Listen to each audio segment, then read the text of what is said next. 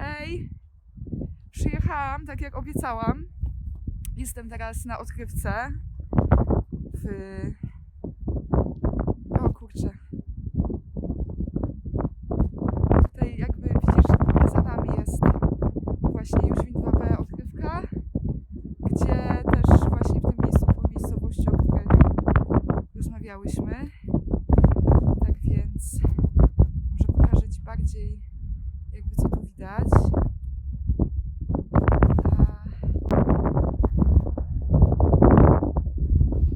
Z pracą wokół tematu odkrywek węgla brunatnego jestem związana już właściwie od 2018 roku, kiedy robiłam projekt Hałda Rokitnikowa. Ostatnio realizuję projekt poświęcony wysiedlonym miejscowościom, które w tym momencie nie istnieją. Zostały one wysiedlone przez kopalnie i w tym momencie na ich terenie jest wielka dziura w ziemi, albo są to tereny już poodkrywkowe. Zawsze mnie bardzo interesowało to, w jaki sposób działalność człowieka, przemysłu czy korporacji wpływa na nie tylko ekosystem, ale też na różne zależności pomiędzy ludźmi, jak wpływa na lokalne społeczności. To właśnie tutaj na terenie Konińskiego Zagłębia Węglowego bardzo dobrze widać. Tu na miejscu pracuję razem z Moniką Marciniak, która jest kuratorką w Muzeum Okręgowym w Koninie, i z dziennikarzem Meloradio Mateuszem Krzesińskim. Razem jeździmy do różnych miejscowości, spotykamy się z ludźmi, którzy kiedyś mieszkali we wsiach, które obecnie nie istnieją.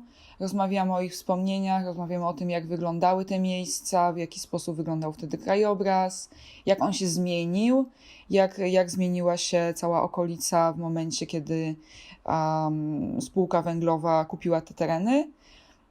Jak kiedyś na przykład w tych samych miejscach były tereny podmokłe, były bagna, były tereny bardzo bogate przyrodniczo. W tym momencie jakby zupełnie topografia tych terenów zmieniła się. Zawsze to interesowało też, jak te związki w ogóle człowieka z ziemią w takim bardziej kontekście geologicznym wręcz, czyli co właśnie dobrze widać na przykładzie działalności odkrywek, gdzie właściwie te wszystkie warstwy geologiczne są totalnie przewalone, zmieszane, gdzie cały teren jest zmieniany bardzo szybko, gdzie właściwie w ciągu kilku lat powstaje wielka dziura w ziemi, później powstają sztuczne wzgórza, powstają sztuczne jeziora, naturalne jeziora wysychają, więc ta niestabilność w ogóle krajobrazu, to jak on jest dynamiczny, też jest niesamowicie ciekawe dla mnie. Ostatnio projekt we współpracy z Centrum Sztuki Współczesnej w Singapurze. Oczywiście w tym momencie jest to projekt online. Natomiast współpracuję na miejscu tam w Singapurze z inną artystką, która się nazywa Denise Slim, i badamy jakby takie paralele pomiędzy naszymi kontekstami własnymi i porównujemy, jak bardzo też zmienia się krajobraz.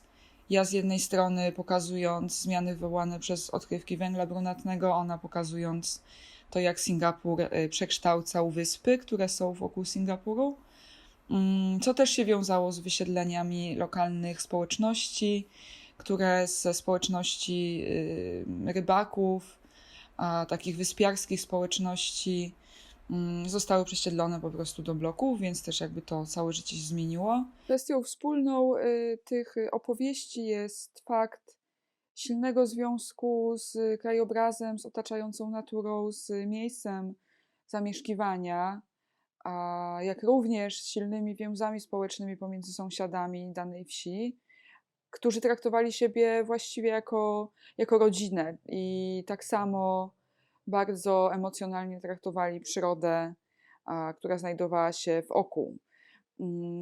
Jest to coś, co wydaje mi się bardzo istotne i jest taką przeciwwagą do tego utowarowionego podejścia do ziemi reprezentowanego przez właśnie ten duży przemysł, duże korporacje, które roszczą sobie prawo do kształtowania terenu, jak i wysiedlania opisywanych w tym projekcie wsi.